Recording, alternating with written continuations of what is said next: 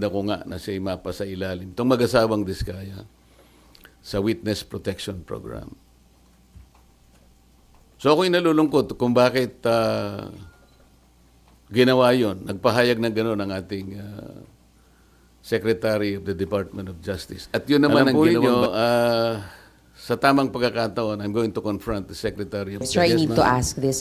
Kasi sinasabi kaya daw po ang bilis ninyong inirekomenda maging state witness, nagkaayusan na. Would you want Sino to po comment? nagsabi nun? Sir, yun yung mga... Unang-una po ako, wala akong in-insinuate na dapat ang chairman ay abogado. Ito lang ang in-insinuate noong isang babaeng hanggang ngayon hindi makamove on kung bakit ako nanalong senador. Alam na po rin.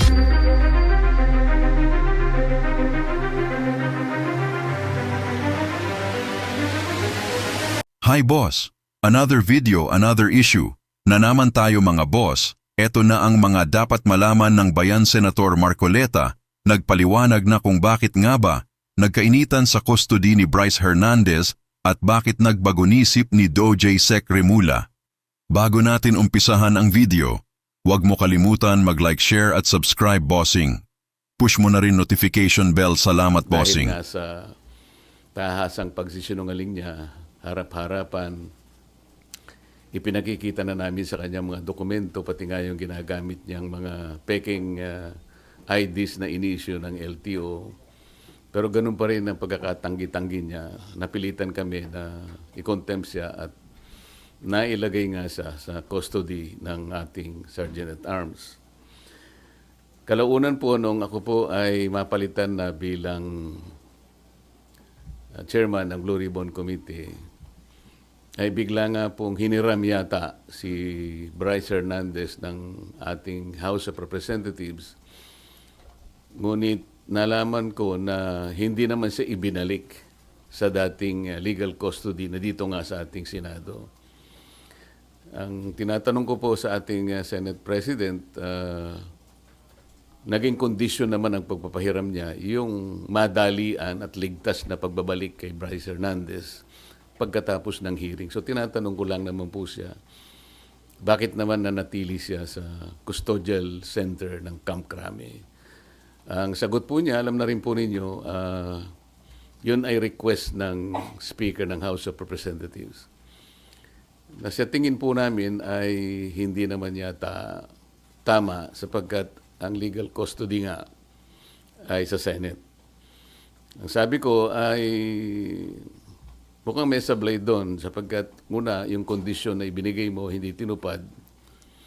Pangalawa, kapag yun ay pinanatili mo sa Quezon City, sangayon na rin sa kanyang declaration, natatakot siya na pag ibinalik siya sa Senado, manganganib ang buhay niya. Parang binibigyan natin ng credence. Parang pinaniwalaan natin siya. Sa mga tweet, pagka siya'y nagsasalita rito sa Senado, parang hindi siya pinaniniwalaan. Pag nagsalita siya sa House of Representatives, tiwalang-tiwala ang kanyang sinasabi, puro totoo. Samantalang, puro sa kasinungalingan din naman ang kanyang sinabi. At nung kami magkaroon nga ng konting huddle nung bumaba siya sa session hall, sinabi ko sa kanya, Mr. President, dapat naman sana nakonsulta mo naman ako kung siya ay tuluyan mong ilalagak sa pangangalaga ng custodial center ng Quezon City. Bakit ko naman gagawin? Sabi niya, ako naman ang Senate President. Nakalimutan po niya na meron po tayong tuntunin sa Blue Ribbon Committee. Ito po ay nasa Article 6, Section 6, Paragraph C ng rules ng Blue Ribbon Committee. Kailangan po malaman ninyo. Ang sinasabi po ron, yung witness na cited in contempt may be ordered to be detained in such a place as may be designated by the committee alone. Meron pong option doon or with the concurrence of the Senate President. Sa mga tweed, yun lamang designated place by the committee alone, sapat na yun Kaya ko sinabi, dapat kinonsulta mo ko. Ngayon lang, ang sabi niya, napalitan ka na Bakit pa kita kukonsultahin? Hindi po Nung kinumit niya sa Quezon City Custodial Center, na-monitor ko sa bilyonaryo at sa ibang mga pahayagan, Inquirer mga 2:15. 1:30 to 2:15 p.m. ang nakalagay sa mga dyaryo. For the record, nung ako po napalitan is about 5:24 in the afternoon. So ako pa rin ang chairman. So gusto ko lang linawin 'yon. Ang pangalawa po rito ay yung aking sulat sa DOJ na bilang nananatiling chairman noon ng ating Blue Ribbon Committee, nirekomenda ko po na siya ay makapag-apply sa Witness Protection Program. Sang-ayon po sa Republic Act 6981. Kasi po sinasabi rin po sa Section 4 na sinasabi na sa kaso ng legislative investigation in aid of legislation, yung witness po, upon his express consent, ay pwede siyang ma-admit into the program upon the recommendation of the Legislative Committee where his testimony is needed. So yun po yung aking ginawa. Ibig sabihin, lahat po ng aking ginawa na aksyon ay naaayon naman sa batas na umiiral.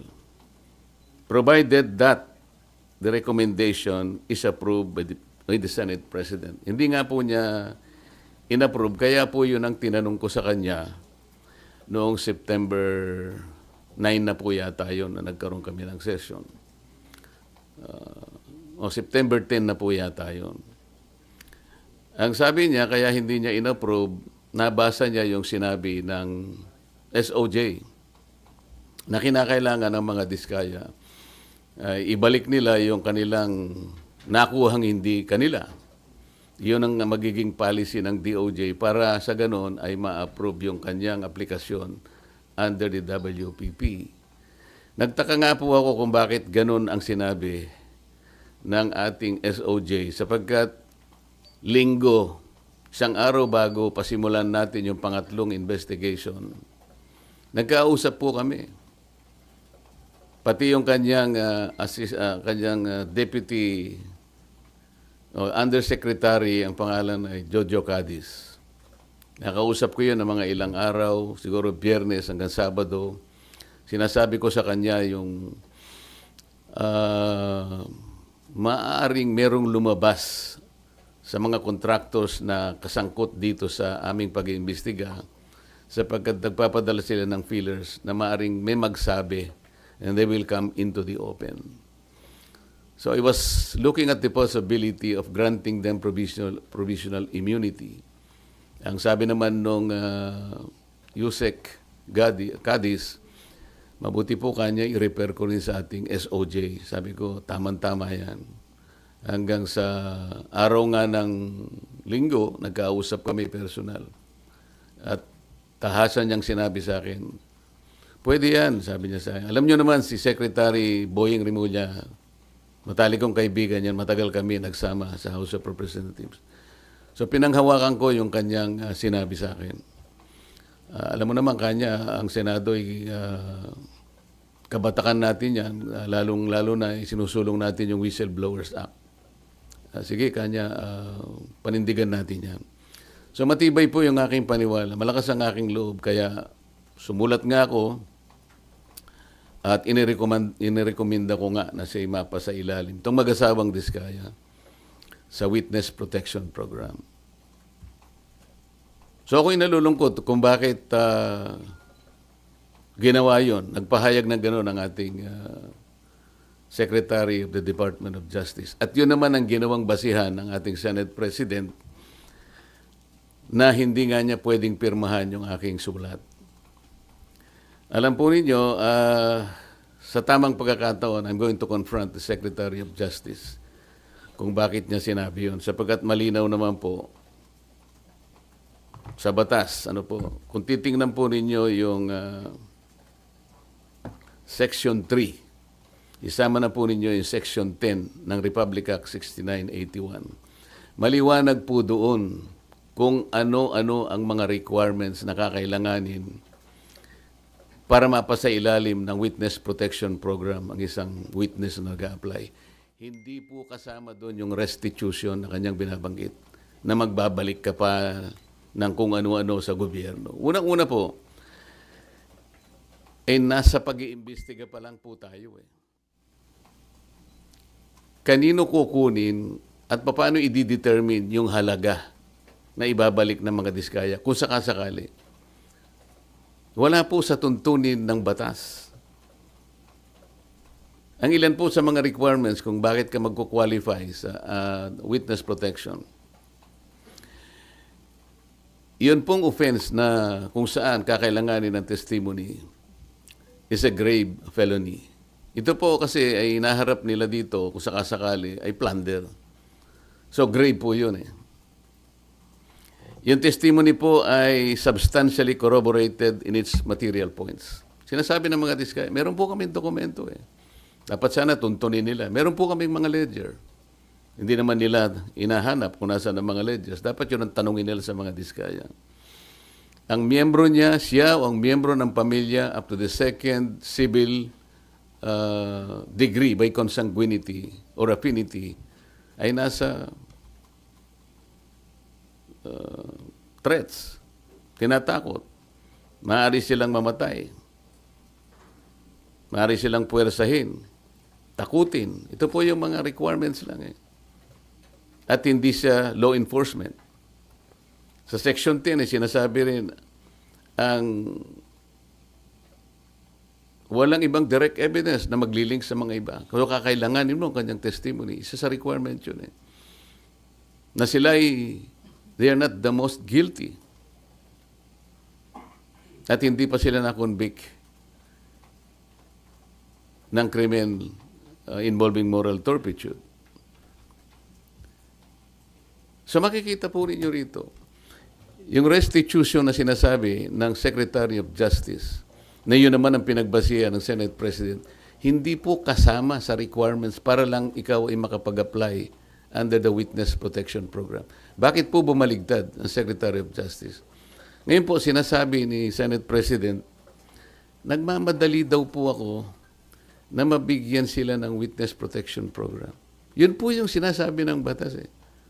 Pag hiningi nila with their consent, sapagkat nanganganib ang buhay niya, hindi ka magmamadali. Ilalagay ko po ba sa kamay ko ang kaligtasan ng mag-asawa na yun? Sila po ay nagkusa, gumawa ng salaysay. At kung malalagay ang kanilang buhay sa alanganin, sa peligro, sa kamatayan, hindi ko hihintayin na dumating yun. Gagawin ko yung katungkulan ko sa ilalim ng batas. Kung sinasabi nila nagmamadali ako, maaaring nagmamadali ako sapagkat yun ang kailangan para sila'y mailigtas. Okay.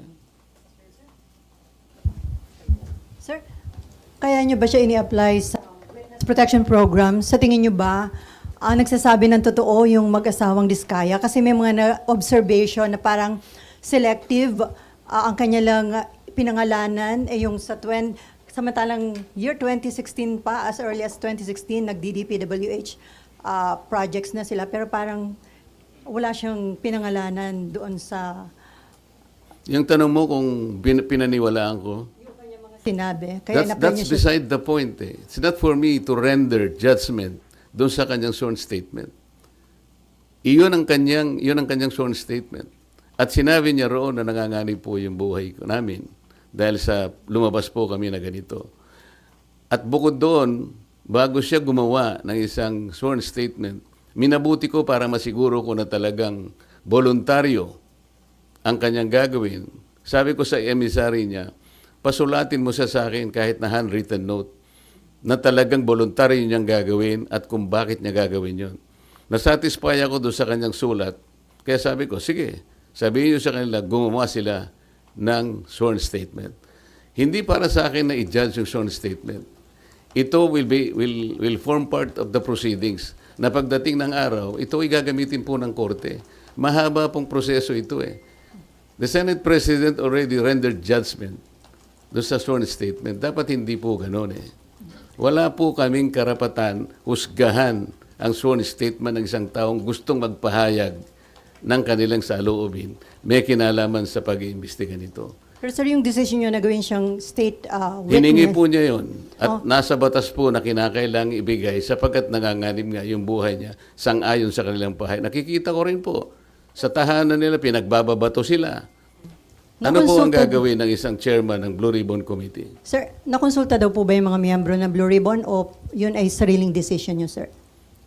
Paano kung kukonsultahin? Hindi ko nga alam kung maglalabas sila ng sworn statement.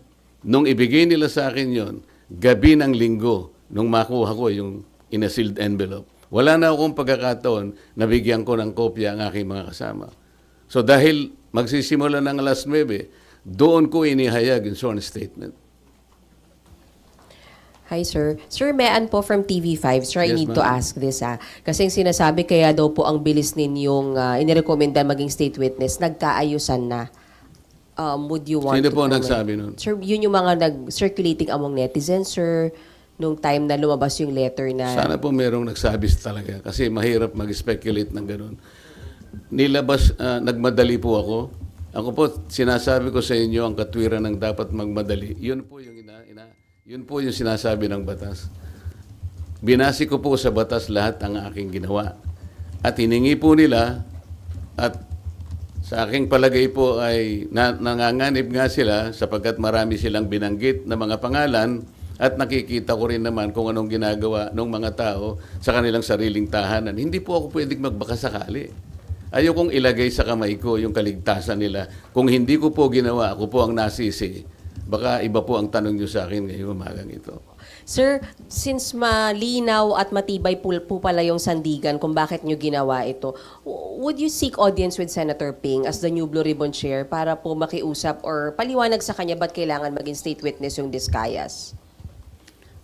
Alam ko po, alam niya ang tuntunin ng ating mga batas. Iyon po ay sinasaalang-alang ng batas. Hindi po ako naniniwala na hindi nila alam. Babasahin lang po nila yung Republic Act 6981. Nandun po yung mga provision. Sino-sino ang pwedeng mag-apply. Ang requirements po, sila po ba ay covered ng mga requirements? Sila po ba ay pasok do sa mga requirements? Alam po nila kung papasok o hindi. Hindi ko na kailangang makipag-usap. Kung kinakailangan, bakit hindi? Ngunit, baka mamaya sinasabi nila, may pinagtatanggol na naman ako. Ang dapat po niyong mapansin ay ganito. Bakit po nila ginadjudge yung sworn statement? Wala pong sino sa amin ang pwedeng mag-judge. Not even the Senate President. Ako nga pwede akong magsabi na baka siya yung may pagkukulang ba't niya ginadjudge. Sapagkat alam ko yung mga diskaya, kalaban ng pamangkin niya sa politika. Meron akong babanggitin sa inyo na mga ibang pangungusap na ginawa niya na kailangan po nating linawin din. Kaya ito ang dahilan kung bakit ko kayo pinatawag sa isang press con. Ito po mula sa ANC Head Start. Interview ni Ms. Karen Davila about the Blue Ribbon Chairman being a lawyer. Sabi po ni Senate President Soto, there is no such thing as a rule, dapat abogado yon. Abogado ka nga, di ka naman magaling mag-imbestiga, di ba? Chuckles, nakalagay po. So useless. Unang-una po ako, wala akong in-insinuate na dapat ang chairman ay abogado. Ito lang ang in-insinuate noong isang babaeng hanggang ngayon hindi makamove on kung bakit ako nanalong senador. Alam na po ninyo yun. Pinipilit po ba nila sinabi ko ito? Hindi ko po sinabi ito. Pero sila nga po ang may pasaring rito eh. Abogado ka nga, hindi ka naman magaling mag-imbestiga, di ba? Saan po nila nakuha yun? Sino po ba yung magaling? Bakit tayo magkukumpara? Ito pa po sinabi niya, September 10, 2025, sa totoo lang, 1PH, Job Francisco, Chicky Vergel, Cheryl Cosim, SP Soto, may suspetsa na kami na inedit yung affidavit ng Diskaya. How can the Senate President say this? What is his basis for doing this? This is a serious charge. Sino po ang nag-edit? Ako po ba pinatutungkulan niya? Sir, isa na lang from my end. Sir, yung doon lang sa Camp Crame, sabi nyo sablay na binalik doon si Bryce, pero ngayon nasa Pasay City Jail, you're okay with that, sir? Alam mo ako, hindi ako pala away eh. Ang gusto ko lang kasi, the processes of the Senate and the integrity of the inquiry will not be compromised. ang legal custody nasa Senate. Ang kondisyon na binigay ng Senate President, ibalik sa Senado. How come nag-relent siya sa request ng Speaker of the House of Representatives? Inconsequential yung request. The House of Representatives has nothing to do with the custodial authority of the Senate. Makukompromise tayo. Ngayon, nung sinabi nila na okay na ba sa'yo, nailagay na lang natin sa Pasay City. Para sa akin, okay na rin. The Senate is under the jurisdiction of Pasay City. Para lang ma-preserve natin, a semblance of authority of the Senate cannot be compromised in any manner. Yun lang ang point eh.